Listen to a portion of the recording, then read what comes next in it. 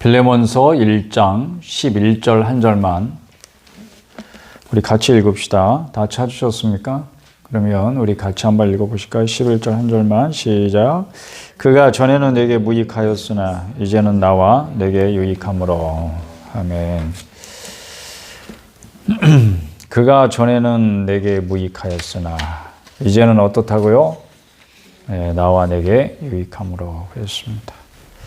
다음 주일 지내고 월요일이 성탄절입니다. 성탄절 예배가 25일 월요일 11시에 있습니다. 5분 전 11시부터 유튜브는 시작되겠습니다. 그리고 그 다음 주가 이제 12월 마지막 주일인데 그날이 이제 31일이에요. 마지막 날이기도 합니다. 그래서 오전 예배가 있고 그날 밤 자정, 그러니까 1월 1일 0시가 되겠죠. 송구 영신 예배가 있습니다.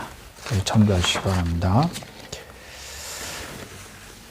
지난 주일에 오 형제여 선한 사람이 됩시다.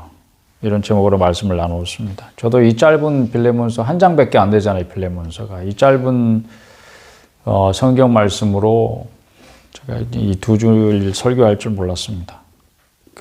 지난주에 이어서 좀 더 나누고 싶은 게 있어서 그렇습니다. 지난주에 설교를 시작하면서 한 얘기 중에 못다한 얘기가 있어서요.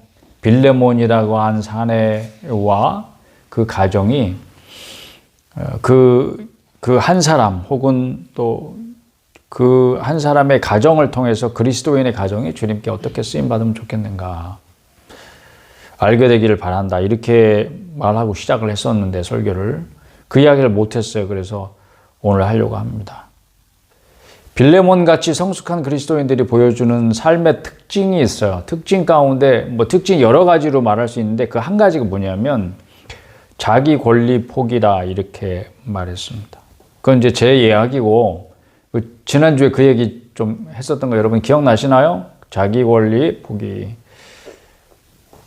자기 집을 교회로 내어준다 했을 때 빌레몬의 집이 교회였잖아요. 그런데 그게 자기 권리 포기가 되지 않으면 안 되겠다 하는 그런 의미에서 말씀을 드린 거고 그게 성경에 나오는 말은 아니에요. 그런데 그것을 바울 사도는 뭐라고 표현했다고요? 갈라디아서 5장 보면 십자가에 못 박아야 될 것이다. 그렇게 표현을 했다 그랬습니다. 십자가에 못 박아야 될 것들이 있대요, 여러분. 여러분들 각자가 십자가에 못 박고 시작해야 되는 것들이 있어요. 그리고 이미 그러니까 예수님을 믿고 중생을 하잖아요. 우리가 거듭나게 되면 십자가에 못 박히는 그런 사건들이 있어요. 체험적으로. 그걸 말하는 것이고 그런데 예수님은 조금 더 직접적으로 표현하셨어요. 이게 마태, 마가, 누가복음 다 나오는 말씀인데 누구든지 나를 따라올 수는 있는데 나를 따라오는 사람은 이게 필요해. 이게 반드시 이루어져야 돼. 그리고 뭐라고 말씀하셨어요? 자기를 부인하고 그리고 제 십자가를 지고 나를 따를 것이니라. 누가복음에는 날마다라고 하는 말이 플러스 되어 있더라고요. 날마다 제 십자가를 지고 나를 따를 것이니라. 이렇게 표현하셨어요. 자기 부인이란 말은 예수님이 하신 말씀이에요. 그러니까 그리스도인이라고 하는 말 자체가 무슨 뜻이에요? 그리스도의 사람, 그리스도께 속한 사람, 그리스도를 따르는 사람, 예수를 그리스도로 받아들이고 그 삶을 그의 가르침을 생활에 실천하는 사람 이런 뜻입니다.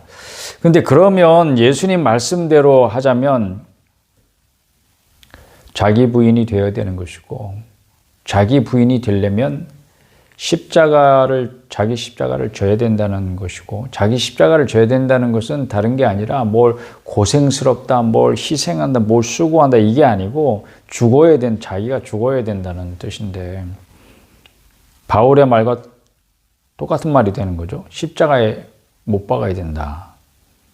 이제 그걸 이미 사도 바울은 그리스도 예수의 사람들은 육체와 함께 못과 못을 정욕과 탐심을 십자가에 못 박았느니라. 이렇게 과거형으로 선언을 했으니까 그리스도 예수의 사람은 생각해 보세요. 육체가 십자가에 못 박혔어요. 자기가 죽음을 경험하는 거죠. 지금까지 하나님 없이 산 삶은 그걸 natural man, 자연인이라고 표현합시다. 우리는 불신자보다도 불신자 그러면 굉장히 그 부정적인 말 같잖아요. 이제 앞으로 제가 자연인이라는 말로 표현하기로 했어요. 그래서 이게 이제 성경에 나오는 말이니까 그걸 영어 성경은 natural man 이렇게 표현했으니까 그걸 다시 역으로 우리나라 말로 번역하면 자연인이 되겠네요. 자연인. 자연인은 자연에 사는 사람을 말하는 것이 아니고 육에 속한 사람. 우리나라 말 성경은 그렇게 번역했는데 육에 속한 사람. 그것은 하나님께 속하지 않은 사람, 영에 속하지 않은 사람. 즉 다시 말해서 자기의 정욕과 탐심에 이끌려 살아가는 사람. 그러니까 그 어떻게 보면 내추럴한 거죠. 내추럴. 자연스러운 거. 이 모든 것들이 다 자연스러워. 너무. 왜냐하면 자기의 정욕을 만족시키기 위해서 뭔가 하니까. 자기의 탐심을 충족시키기 위해서 뭔가를 먹기도 하고 마시기도 하고 막 일도 하고 놀기도 하고 그러니까 내추럴한 거죠. 근데 그런 것들이 십자가에 못 박히는 경험을 예수 믿는 사람들은 합니다. 그러니까 새 생활을 시작하게 되는 거죠. 이전과 다른. 그러니까 예수 믿는 사람들은 예수 믿는 삶 이전과 이후로 마치 이렇게 BC와 AD가 갈라지는 것처럼 삶이 달라질 수밖에 없어요. 근데 만일 여러분의 생활이 실제 그렇지 않다. 그러면 성경에서 말하는 그리스도인의 삶하고 여러분은 얼마나 동떨어져 있는 것이 되겠습니까? 빌레몬네 집이 교회였대요. 두 가지 의미를 생각해 볼 수 있겠는데요. 하나의 의미는 뭐냐면 빌레몬의 집이 교회의 기능을 하는 거예요. 그래서 아버지가 빌레몬이 아버지인데 남편도 되고 아버지 되잖아요. 영적 제사장이 되어서 자기 집 식구들이 하나같이 하나님을 섬기는 그런 작은 교회가 되는 거죠. 저는 그래서 말씀에 의지해서 모든 여러분의 가정이 그리스도인의 가정에 남성들이 혹은 이제 아빠가 안 계신 그런 집도 있으니까 가장의 역할을 하는 분들이 영적 제사장 노릇을 책임 있게 수행하기를 축복하는 것입니다. 책임 있게란 말은 포기하지 말라는 뜻이죠. 제사장 역할을 포기하지 마십시오. 그런 축복의 말씀입니다. 근데 두 번째 의미는 자기 집을 공동체에 오픈하는 거예요. 그래서 사람들을 자기 집에 초대하고 밥을 해먹이고 예배드리고 또 삶을 나누고 그 가운데서 돌봄이 이루어지도록 헌신하는 거죠. 이게 바로 교회의 모습 아니겠습니까? 모든 그리스도인의 가정이 주님께서 요구하실 때는 언제든지 기꺼이 형제자매들에게 오픈되고 쓰임받는 데 드려지기를 축복합니다. 그렇게 될 때 여러분이 그리스도인 가정에 또 그리스도인 형제자매들에게 공동체에 유익한 사람이 되는 것입니다. 어쩌면 교회가 누군가의 그 집에서 모이게 된 것이 성령님의 역사가 아니었을까? 제가 이렇게 성경을 읽으면서 그냥 오늘 이렇게 말씀을 묵상하면서 생각해 본 거예요. 그냥 제 추측이에요. 그걸 뭐 이렇게 드러내놓고 명시적으로 얘기한 건 아니지만 거기밖에 모일 데가 없어서 집에서 모였다 이럴 수도 있어요. 그렇지만 잘 생각해 보세요. 이게 물론 공동묘지에서 모인 때도 있었다는 걸 이제 우리가 기독교 역사를 통해서 알 수 있죠. 알고 있습니다. 왜 하필은 공동묘지인가? 거기가 뭐 많은 사람들이 이렇게 모이기에는 적당한 뭐 그런 장소가 아니었을까? 그러니까 그런 의미에서 보면 우리에게는 어떤 장소가 중요한 것은 아니다. 이 모여서 예배를 드리는 데 있어서 어떤 적당한 장소가 따로 있는 것인가? 그렇지는 않다 하는 것을 우리가 역사를 통해서 배우게 되죠. 근데 하필이면 왜 집에서 모였을까? 이런 생각을 해볼 때 그것은 틀림없이 어떤 성령님의 역사가 있었을 것이다. 저는 이제 그렇게 생각하는 거죠. 왜냐하면 이렇게 집 하면은 하우스가 아니고 홈을 생각해 봐요. 그냥 건물 이게 아니고 누구네 집 그럴 때 그게 사실은 사람들이 듣기에 가장 편안한 장소죠. 편안한 장소. 사람들이 편안한 장소에 갔을 때 긴장이 풀리고 마음이 열리고 그렇게 되잖아요. 근데 그런 상태에서 복음을 들을 때 복음을 진지하게 듣고 또 또 받아들이기 적합한 장소가 아닌가. 그런 생각을 해보게 되는 거죠. 그게 집인 거죠. 그러니까 이제 자연스럽게 다음 생각을 또 하게 되는 거죠. 기독교 교회가 건물을 크고 화려하게 짓기 시작하면서 어쩌면 기독교의 생명력을 잃기 시작했는지도 모르겠다 하는 생각을 해보게 되는 거죠.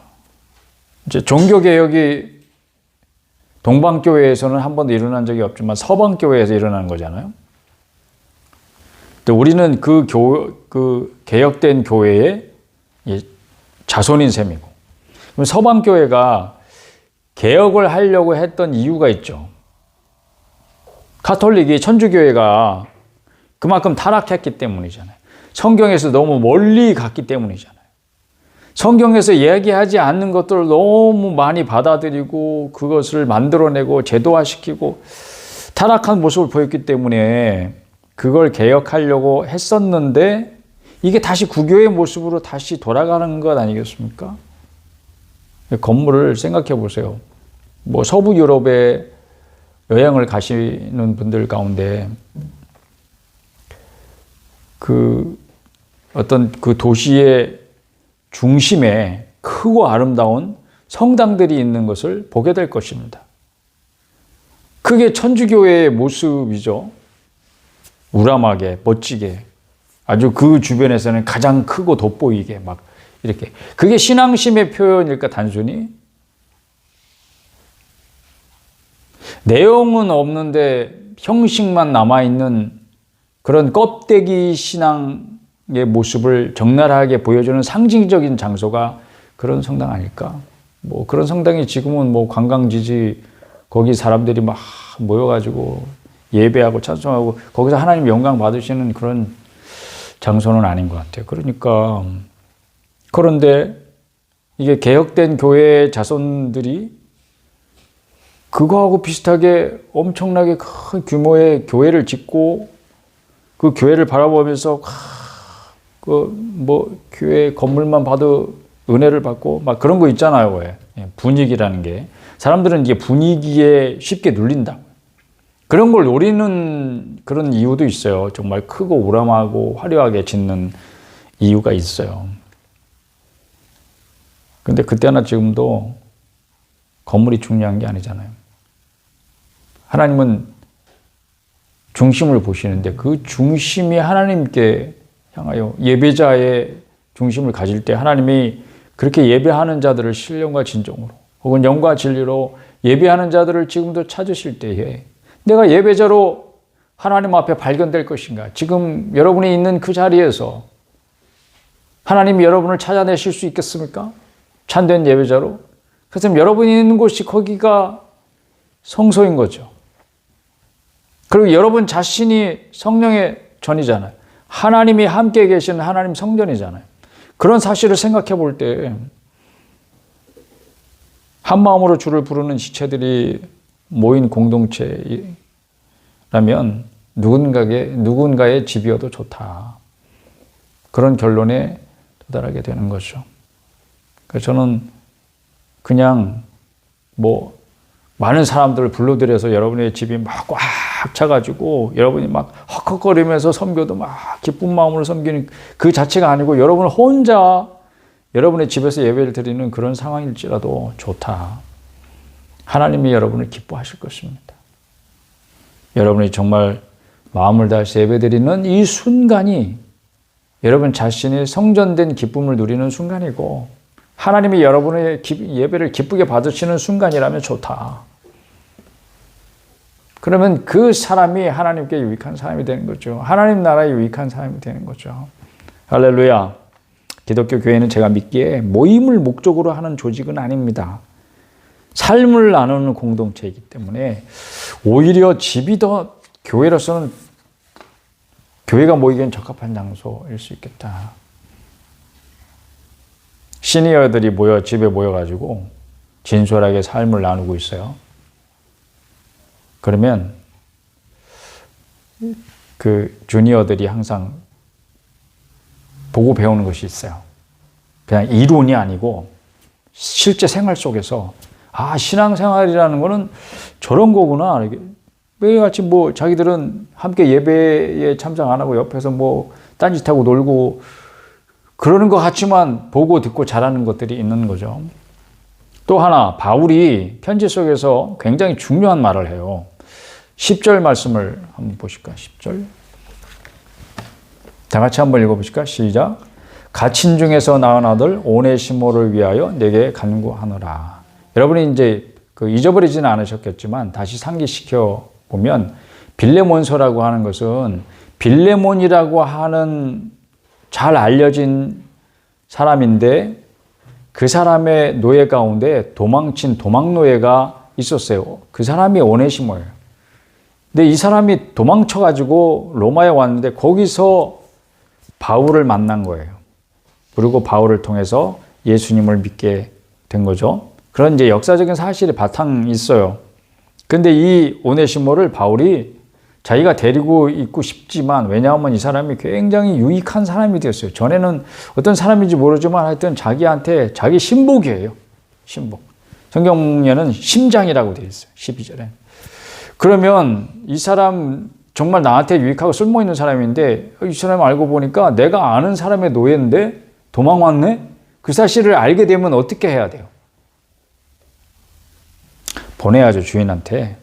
그러면서 그 사람 손에 이 편지를 들려 보내준 거예요. 야, 얘 좀 받아들여줘라. 안 그러면 도망친 후에 잡으면 어떻게 돼? 응? 발가락을 자르든지 응?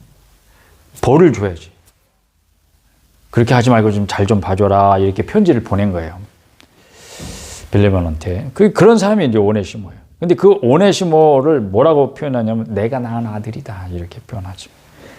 굉장히 중요한 표현이라고 생각해요. 저는 영적으로 낳은 아들이다. 바울은 독신이잖아요. 결혼을 안 했어요. 그러니까 결혼을 안 했으니까 와이프도 없고 자식도 없겠죠. 근데 이 사람은 자기가 전도하고 그리고 예수 믿고 구원받고 이 사람이 변화된 사람을 가리켜서 자기가 낳은 아들이다 이렇게 표현해요. 바울과 오네시모의 관계처럼 나는 정말 영적으로 내가 나았다고 할 사람이 있는가? 이걸 이제 묻게 되는 거죠. 생명을 가진 그리스도인이라면 이런 일이 일어나야 될 줄로 믿습니다. 넌 내가 나았다. 이렇게. 영적으로 내가 나았다. 이게 근데 그런 표현을 하는 게 내가 저 사람 구원시켰어. 이런 의미는 아니에요, 여러분. 사람이 사람을 구원 못 시켜요. 내가 누군가에게 영생을 주고 구원받게 한다. 이거는 말이 안 되는 거예요. 그런 말 하는 게 아니에요. 왜냐하면 그거는 전적으로 누가 하시는 일이다? 하나님이 하시는 일이에요. 전적으로 성령의 역사인 거예요. 마치 엄마가, 근데 이제 무슨 얘기냐면 바울이 이제 엄마가 아기를 잉태하잖아요. 그럼 10달 동안 뱃속에 놓고 키운단 말이에요. 배가 점점 불러오죠. 그런 모든 몸이 망가지고 또 점점 힘들어지고 이런 모든 과정들을 다 참아내는 거예요. 그리고 출산의 고통도 그것도 이겨내는 거예요. 그것으로 끝납니까? 아이가 출생하면 그걸 끝나는 게 아니죠. 걔가 장성할 때까지 계속 보살피잖아요. 이런 일들이 영적으로도 필요하다는 뜻이에요. 한 사람의 그리스도인이 누군가의 희생적인 수고를 통하여서 영적으로 성장하고 성숙한 그리스도인에 이르게 되는 거죠. 물론 그러면 이제 제 말을 들으면 여러분은 그 생각을 할 거예요. 근데 나에게 그런 영적인 수고를 기꺼이 하는 사람이 있는가? 하는 것이고, 또 다른 사람들은 내가 그렇게 영적으로 수고하고 희생을 아끼지 않으면서 키워내는 내가 나았다 영적으로 이렇게 말할 만한 사람이 있는가? 두 가지를 한번 다 생각을 해보십시오, 여러분. 왜 나한테는 그런 사람이 없어? 그럴 리가. 여러분이 부모 없이 어떻게 이 세상에 태어났겠어요? 그렇죠. 그 생각해보면 누군가 희생적인 여러분을 위해서 수고한 사람이 있기 때문에 여러분이 영적으로 태어나고 장성한 것입니다. 그러니까 없다고 말하시면 안 돼요. 여러분이 모를 수는 있지만, 그래, 누군가 나를 위해서 하나님 앞에 나의 구원을 위해서 기도하는 사람이 있을 거야. 나의 성장을 위해서 기도하는 사람이 있을 거야. 그러니까 내가 오늘 이렇게 된 거지. 이렇게 생각할 수 있기를 바라고요. 다만 우리가 한 사람이 태어나고 자라는 게 그냥 되는 게 아니잖아요. 그러면 우리가 그런 생각도 해보게 되는 거죠. 기꺼이 희생적인 수고를 아끼지 않으면서 길러낸 영적인 아들 혹은 딸이 있습니까? 없다면 어쩔 건데요? 괜찮아요. 그냥 괜찮은데 지금부터 시작하면 되죠. 지금까지 없었습니까? 괜찮아요. 지금 시작하면 되는 거예요. 지금부터 하면 되죠. 뭐부터 할까요? 기도부터 합시다. 기도부터. 어떻게 기도할까요? 누구를 품을까요, 주님? 알려달라고 기도합시다. 내가 누구를 품어야 되겠습니까? 그러면 주님께서 분명히 알려주실 거예요. 누군가를 보게 해주실 거예요. 누군가를 생각나게 해주실 거예요. 그럴 때 그 사람의 구원과 또 영적인 성장을 위해서 여러분들이 기도하기 시작하면 그 다음에는 두 번째 뭘 해야 될까요? 주기 시작하세요, 여러분. 왜냐하면 기도하다 보면 뭔가 필요가 보일 거예요. 그 사람의 필요. 영적인 필요일 뿐만 아니라 물질적인 필요도 있죠. 그러니까 우리가 기도한다고 해가지고 예를 들면 우리가 뭐 선교사님이나 아니면 뭐 다른 교회는 미자립 교회에 이렇게 후원하잖아요. 선교 헌금 보내잖아요. 뭐 이런 거. 그게 그 교회나 그 사람이나 그 가정에 어떤 생존에 절대적으로 필요한 것이긴 하지만 여러분이 보내는 것이 그것으로 그 사람이 생활할 수 있겠습니까? 그러기에는 턱없이 적은 액수를 보냈잖아요, 여러분들이. 그러면 이거 이까짓 거 보내가지고 뭐 하겠어? 때려쳐 그만둬. 이러면 안 되는 거죠. 왜냐하면 왜 우리가 물질을 보내야 하는가? 그건 제가 정말 열심히 가르쳤던 것 같아요. 물질이 있는 곳에 뭐가 있어요? 마음이 있어요, 여러분. 여러분의 물질이 가 있는 곳에 여러분 마음이 있어요. 그래서 천국에다가 쌓아라 그 말은 여러분의 마음이 천국에 가 있어야 된다. 그런 뜻으로 주님께서 하신 말씀이긴 하지만 두 번째, 우리가 헌금을 보내는 이유는 그 사람을 위해서 기도하는데 아주 중요한 포인트이기 때문에 그런 거예요. 계속 물질을 후원하는 건 뭐 내가 내가 널 먹여 살린다. 뭐 이런 의미가 아니고 내가 당신을 위해서 기도하고 있습니다. 내가 당신을 잊지 않고 있습니다. 이런 표현인 것이죠. 정말 중요합니다. 그러니까 여러분들이 누군가를 품게 된다면 여러분이 기도하시지만 또 그의 필요를 주님께서 이렇게 알게 해줄 때 있어요. 그럴 때는 여러분의 것을 주기 시작해야 돼요. 한 번만 아니고 두 번, 세 번 계속해서. 그리고 세 번째는 성령님께 주도권을 맡기세요. 여러분 자신을 포함해서 모든 것을 주도권을 맡기셔야 됩니다. 그래야 여러분의 권리를 행사하지 않게 돼요. 내가 저 사람한테 뭔가를 줬으니까, 베풀었으니까, 뭔가 기도했으니까 뭔가 간섭하고 싶어져. 뭔가 개입하고 싶어져. 그 사람의 생활이든, 그 사람의 사역이든, 그 교회의 어떤 일이든. 그러니까 여러분 부탁인데, 여러분이 선교하는 교회에 있다고 해가지고 불러제끼지 마세요. 왜 자기 사역이 있고, 가정이 있고, 생활이 있는데, 왜 불러? 그 사람을 불러가지고 뭘 집회를 하고, 또 설교할 수 있는 기회를 주고, 그래서 그에게 사례를 지불하고, 이럴 수 있는 기회를 주는 거는 좋아요, 여러분. 저는 좋다고 생각해요. 그런데 내가 당신한테 뭔가를 했으니까 당신 나한테 당연히 반응을 보여야지. 고마워해야지. 이런 생각도 하지 마시라, 이런 이야기예요. 그게 성령님의 하시는 일에 우리가 수종 드는 자의 그런 자세인 것입니다. 하나님께서 은혜를 주시면 여러분에게도 그렇게 영적으로 내가 낳은 아들이다, 내가 낳은 딸이다 이렇게 말할 수 있는 기회가 주어질 거예요. 근데 그러면 그 사람의 삶에 막 당신이 개입해가지고 이렇게 해라 저렇게 해라 막 감나라 대추나라 이렇게 하라는 뜻이 아니에요. 내가 너를 이렇게 막 수고하고 막 우리 부모님들이 이제 엄마가 아들놈하고 막 말다툼하다가 자기 말 안 들으면 내가 너를 어떻게 길렀는데 뭐 이렇게 하잖아요. 예? 그런 거 할 수 있죠. 그런 말 할 수 있습니다. 본전 생각날 때도 있어요. 여러분 자식을 키우다 보면. 그러니까 영적으로 낳은 아들이나 딸도 뭐 그런 경우가 있을 수 있겠죠. 하지만 여러분들이 성령님께 주도권을 맡긴다는 것은 그런 권리를 포기한다. 포기하고 성령님께 드린다.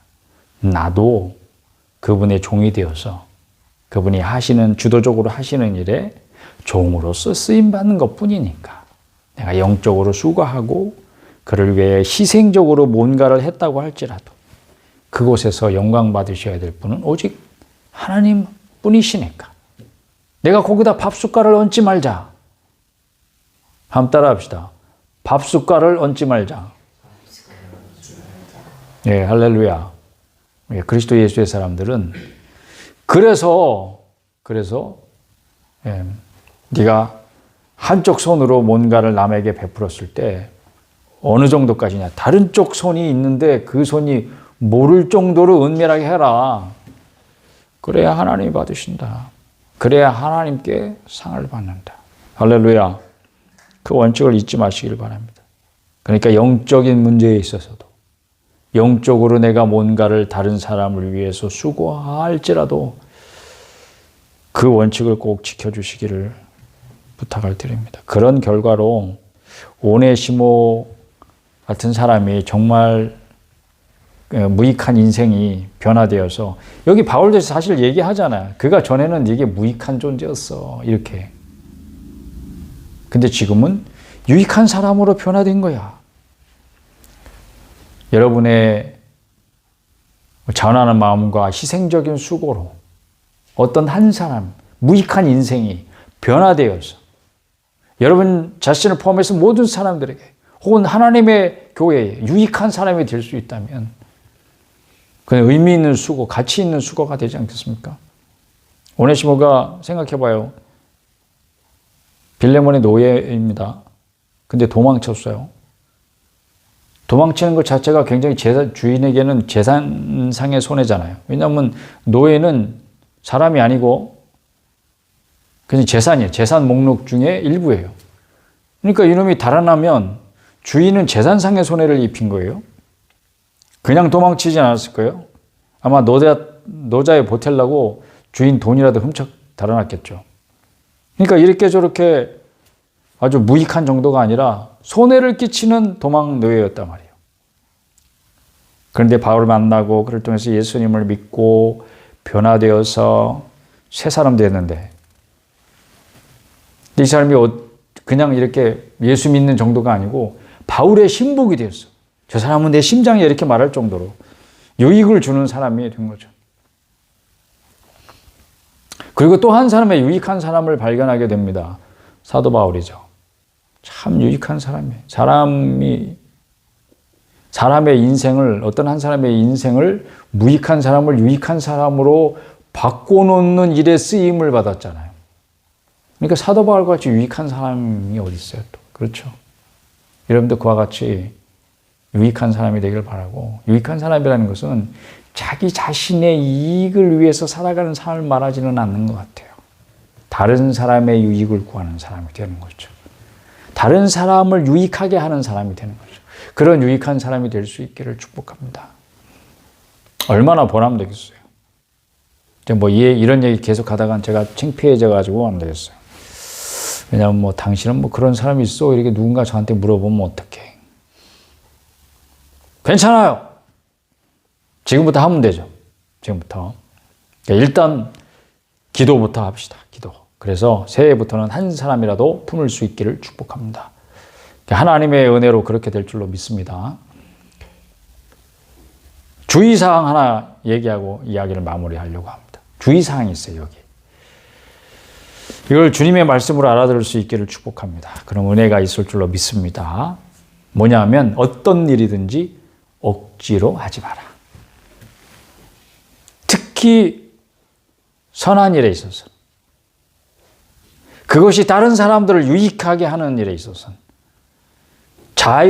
자발적으로 이루어져야 되겠다. 그런 말씀입니다. 14절 한번 봅시다. 14절. 다 같이 읽어보실까요? 시작. 다만 내 승낙이 없이는 내가 아무것도 하기를 원하지 아니하노니 이는 너의 선한 일이 억지같이 되지 아니하고 자의로 되게 하려 함이라. 이 경우에 있어서 선한 일이라고 하는 것은 도망 노예를 받아들여 주는 거예요. 그런데 사도 바울은 어떻게 받아들여 주기를 원하냐면 16절에 보면 네가 종같이 대하지 않고 종 이상으로 사랑받는 형제로 둘 자라. 내게 특별히 그러하거든. 그러니까 사도 바울은 얘 노예야. 사도 바울은 노예가 아니죠. 자유인이고 그리고 로마 시민이잖아요. 그러니까 노예하고는 급이 다르단 말이에요. 그런데 사랑하는 형제로 그를 대했다고. 그러니까 너도 그렇게 대해줘. 그런 편지의 요청이에요. 그걸 가리켜서 선한 일이라고 하는 거예요. 시대를 앞서가는, 시대를 초월하는 그런 그리스도의 사랑을 나누는 그런 관계, 얼마나 기가 막힌 관계입니까? 주인과 노예 사이에 그런 일이 일어나는 그 당시 로마 사회에는 있을 수 없는 일이 그리스도인의 공동체 안에서, 이 기독교 교회 안에서는 가능했다고요, 여러분. 오늘 우리 기독교 교회 안에서는 그런 시대를 초월하는, 이 시대의 유행을 초월하는, 이 시대가 감당할 수 없는 그런 일들이 뭐가 있을까요? 어떤 일이 일어나고 있을까요?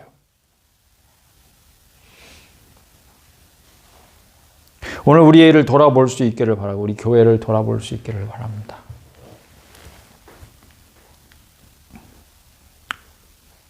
근데 그냥 그 빌레몬이 이렇게 생각했다고 한번 해봅시다. 아이고, 다른 사람도 아니고 바울의 부탁이니까 내가 저놈 주리를 틀어도 막 속이 시원치 않을 거지만 바울의 체면을 생각해서 내가 받아들여줘야지. 이거는 어때요, 여러분? 이렇게 한다면. 이건 억지로 하는 거죠, 억지로. 그거는 바울이 의도했던 것도 아니고 원한 것도 아닙니다. 그러니까 선한 일이라고 하는 것은 결국 뭐가 중요하다? 동기가 중요한 거예요, 동기. 그 마음속에 숨은 동기. 그게 선해야 그 결과가 다른 사람들, 특별히 교회에 유익하게 되고 아름다운 열매가 된다 하는 것을 여러분 꼭 기억할 수 있기를 바랍니다. 예를 들면 사도행전의 그 첫 교회가 예루살렘 교회잖아요. 예루살렘 교회에 성령의 역사가 아주 강력하게 나타났습니다. 그럴 때 많은 사람들이 모이기를 힘쓰고 또 같이 밥 먹고 교제하고 예배드리고 그렇게 막 모이면 뭐 하겠어요, 여러분. 모이면 예배드리고 함께 기도하고 기도 제목 나누고 그리고 서로의 필요를 돕기 시작했어요. 그 사람이 생활이 어려워졌네. 나한테는 집이 있는데 집이 2개야. 하나 팔어. 밭이 있는데 그거 팔어. 그래서 그 사람 도와. 이런 일들이 벌어졌다고. 그 중에 한 얘가 이제 바나바라고 하는 사람이 있는데 밭을 팔아서 그 값을 가지고 사도들 앞에 바쳤어요. 그러면 그걸 사도들은 받아가지고 성도들 각 사람의 필요를 따라 나눠주는 일을 했던 거죠. 이거는 누가 억지로 의무, 야, 너 예수 믿으려면 너 집 바쳐. 이렇게 가면 이게 사이비 종교가 되는 거죠. 그런데 그게 아니고 성령의 감동으로 누구든지 자발적으로 이런 일이 이루어져요. 그걸 가리켜서 선한 일이다. 왜?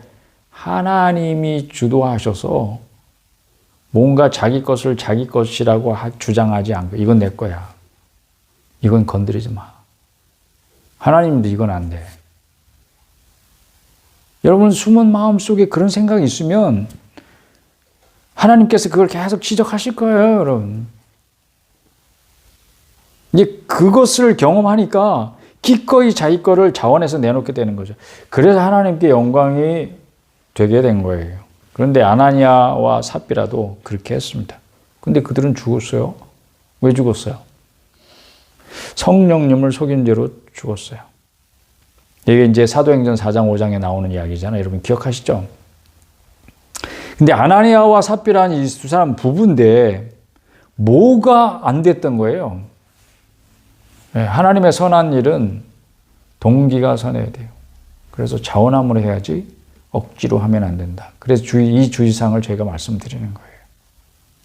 하나님이 그런 마음을 주셔서 자발적으로 하는 사람들은 얼마든지 좋아요. 끝이 좋을 거니까. 왜? 하나님이 그 삶을 주도하시는 사람의 생애가 내가 남한테 뭔가를 주었다고 해서 이 사람이 가난하게 되거나 망하게 되거나 하지 않아요. 왜냐하면 주라. 그래야면 내가 너에게 주겠다. 줄 때 어떻게 준다고? 후이 되어서 누르고 흔들어가지고 차고 넘치게 주겠다.